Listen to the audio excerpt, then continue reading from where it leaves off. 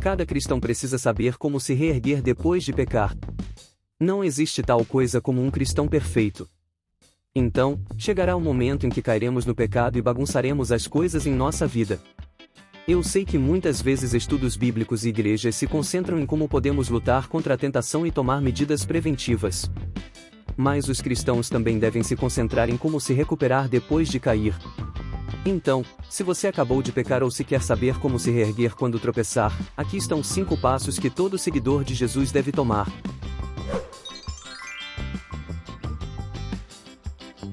Passo número 1. Não se afunde no pecado.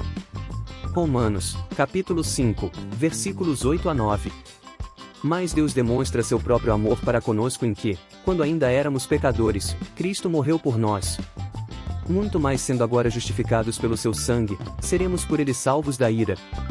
Neste trecho, Paulo nos diz que, apesar de os cristãos serem pecadores, Deus ainda os amou e Cristo morreu por eles, e que os crentes são justificados por causa do sangue de Jesus. Eu acho que muitas vezes, depois de pecarmos e bagunçarmos, há a tentação de continuar em nossos hábitos pecaminosos ou de adiar o retorno a Deus por culpa. E se isso acontecer, devemos lembrar que, apesar de nossa falha mais recente, Deus ainda nos ama e Jesus ainda morreu por nós. Uma citação que me lembro constantemente é que Deus me ama no meu melhor dia e no meu pior dia. E o motivo é porque sou salvo com base no que Jesus fez por mim na cruz, não com base em quão santo eu sou. Porque de acordo com Romanos 3 versículo 23, todos somos pecadores. Então saiba que Deus quer que nós vamos a Ele agora, para entender que somos pecadores e que estamos propensos a bagunçar as coisas. E é por isso que Jesus morreu por nós. Romanos, capítulo 2, versículo 4.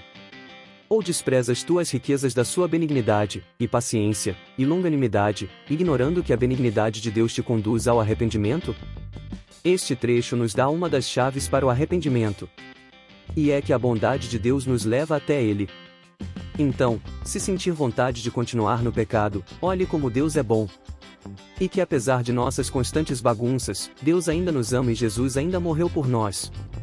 Então não permaneça no pecado e tome a decisão de voltar para Deus agora, porque o amor de Deus por você não mudou.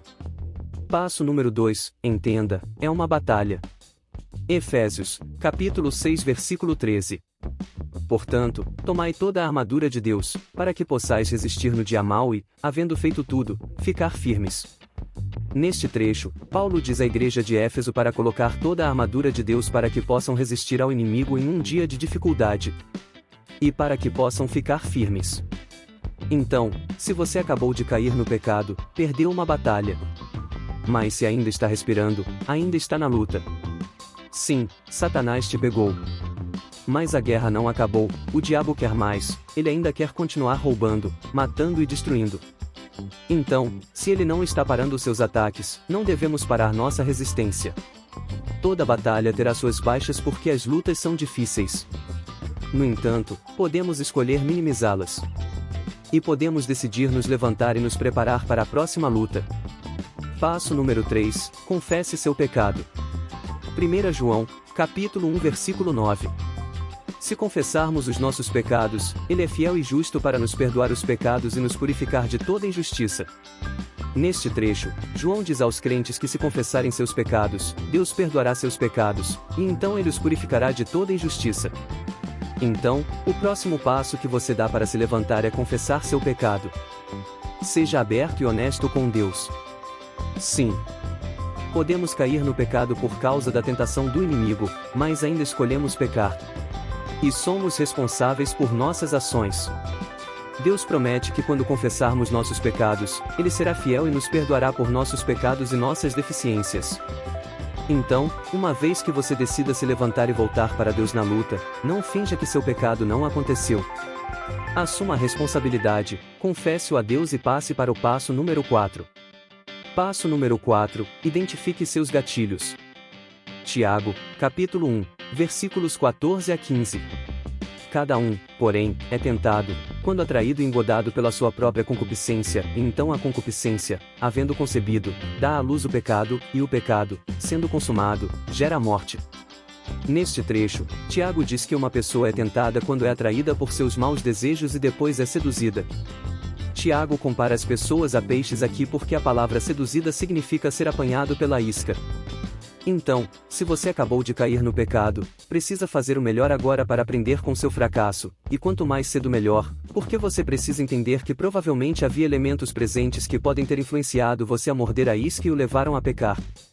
Então, identifique seus gatilhos e veja o que estava acontecendo para que você possa tomar medidas para evitar cometer o mesmo erro no futuro. Para ajudá-lo a refletir, tome nota de onde você estava quando pecou, se estava sozinho ou acompanhado. Que horas eram? De manhã cedo ou tarde da noite? E o que você estava fazendo? No que você estava olhando? Como você estava se sentindo? Estava estressado? Triste? Com raiva? Em que estado estava sua mente? Sobrecarregado? Entediado? E de onde veio a tentação? Das redes sociais, de um jogo de vídeo do seu telefone ou de uma pessoa? E quando foi a última vez que você leu sua Bíblia? Ou orou ou pediu ajuda em relação à sua tentação específica? A ideia é tentar ver como o inimigo preparou seu fracasso e tomar medidas para possivelmente minimizar seus gatilhos ou estabelecer novos hábitos que possam impedir você de cometer o mesmo erro da mesma maneira. E passo número 5, sirva ao Senhor. 1 Samuel, capítulo 12, versículo 20.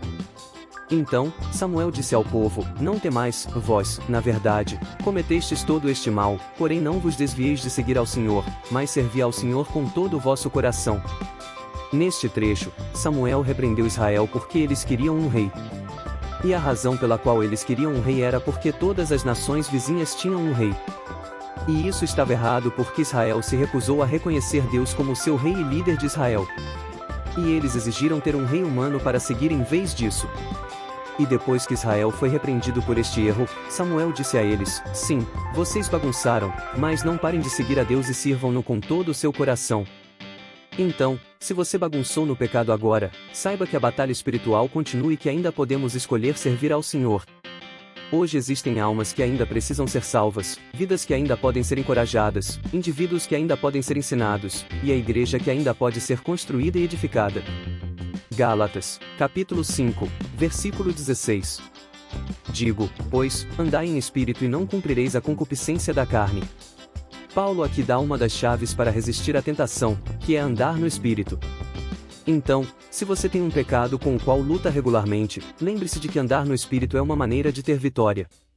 Porque uma das melhores maneiras de quebrar um mau hábito é substituí-lo por um hábito bom e cheio do espírito. Vamos servir ao Senhor hoje. Então, se você pecou recentemente, siga esses 5 passos. Não se afunde no pecado. Entenda que é uma batalha. Confesse seu pecado. Identifique seus gatilhos e sirva ao Senhor. Para fechar, por favor, note que lutar para se reerguer novamente é difícil. Mais uma vez que você olha para o amor inabalável de Deus e como Ele permanece fiel a nós, apesar de sermos infiéis, fica um pouco mais fácil se levantar. Então, se cairmos, vamos nos levantar novamente. E que você sempre se lembre de que Jesus te ama.